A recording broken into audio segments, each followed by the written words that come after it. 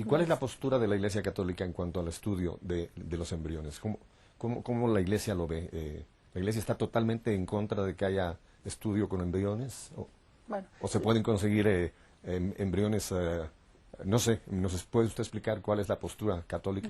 Bueno, la postura de la Iglesia es la misma postura de la Declaración Universal de los Derechos Humanos. Es decir, una persona, un individuo humano, es valioso por el simple hecho de serlo, independientemente de su raza, de su credo, de su edad posnacimiento o de su edad antes de nacer. Entonces, parte de un principio totalmente racional, el respeto al ser humano por el hecho de ser un ser humano. Finalmente, si nos vamos a un terreno teológico, adquiere un valor distinto. La vida humana, además de que debe ser respetada, es sagrada, claro, ¿no? Porque estamos hechos a imagen y semejanza de Dios y además somos hijos de Dios. Ya hay un Entonces, alma en ese. Y hay un alma. Seguro. Entonces, desde el momento de la concepción, debemos respetar a un individuo humano. El hecho de que su cuerpecito esté hecho apenas de una célula no le da menos valor que el mío, que está hecho de billones de células. Por otro lado, es justamente sus fases más vulnerables. Ahora que hablamos de los grupos vulnerables, me parece increíble que se olviden de este gran grupo, ¿no? Entonces, es una etapa muy vulnerable de la vida, donde cuando estamos en el resguardo de la mamá, ¿no? O sea, por eso es una de las misiones más grandes de una mujer.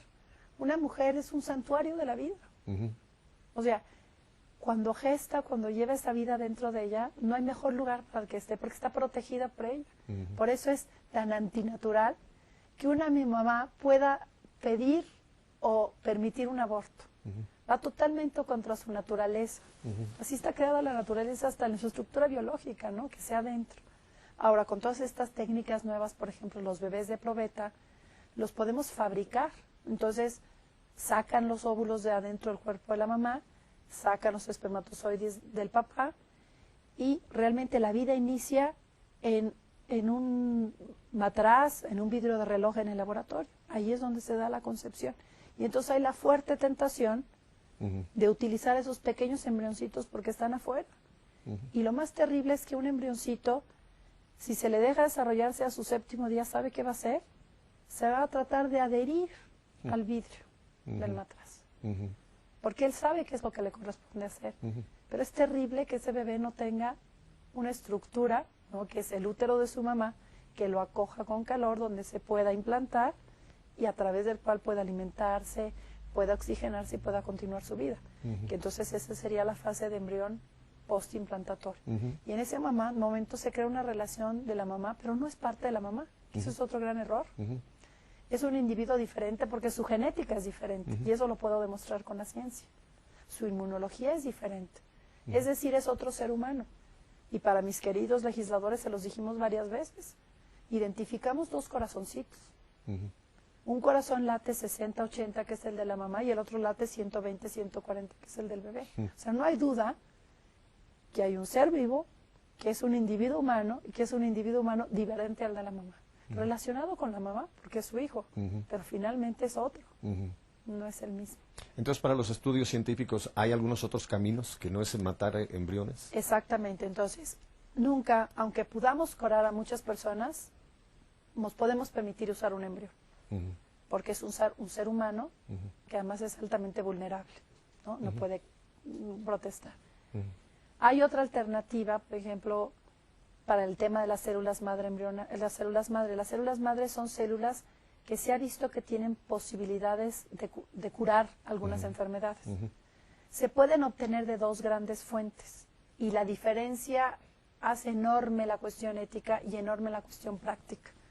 Las células madre embrionarias, todas se obtienen destruyendo embriones en sus primeras fases de desarrollo. Y además de que no es ético, porque yo no puedo destruir a una persona para curar a otra, curiosamente no ha habido ningún resultado terapéutico. Siguen siendo promesas. Y todos nosotros, ya que nacimos, tenemos en muy diversos tejidos células madre. Entonces, las células madre de adulto es totalmente ética, la forma en la que se toman. ¿Por qué? Porque las tomo de la misma persona a la que voy a curar. Y aunque le causa un daño, es pequeñito comparado al beneficio que va a obtener. Y por otro lado, la ciencia es tan noble que estas sí dan resultado. Entonces, el mensaje final de la Iglesia en cuanto a este tema es que la ciencia debe ponerse al servicio de la persona y no al revés. La ciencia servirse de las personas para su utilidad. Interesantísimo esto. O sea que prácticamente nosotros traemos nuestra curación, por decirlo en alguna manera. Podemos producir o se nos pueden extraer estas células madres y nosotros somos los beneficiados de nuestras propias células madres.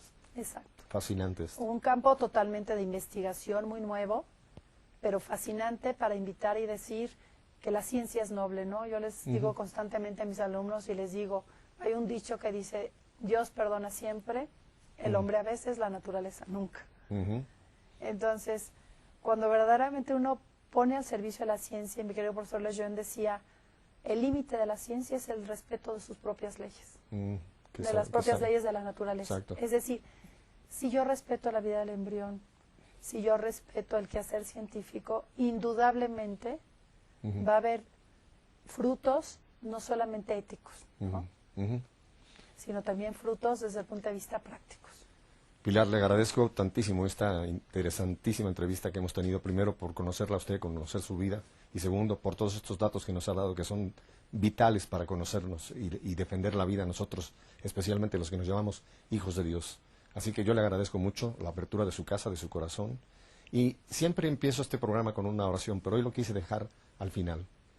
Y ya que estamos en México y que la Virgen de Guadalupe está embarazada y es la patrona de la vida, vamos a cerrar el programa rezándole a ella el Ave María y pidiendo por todas estas investigaciones y sobre todo por todas estas mujeres que, como usted dijo, son las que reciben el peor daño cuando entran en todo este problema del aborto y demás.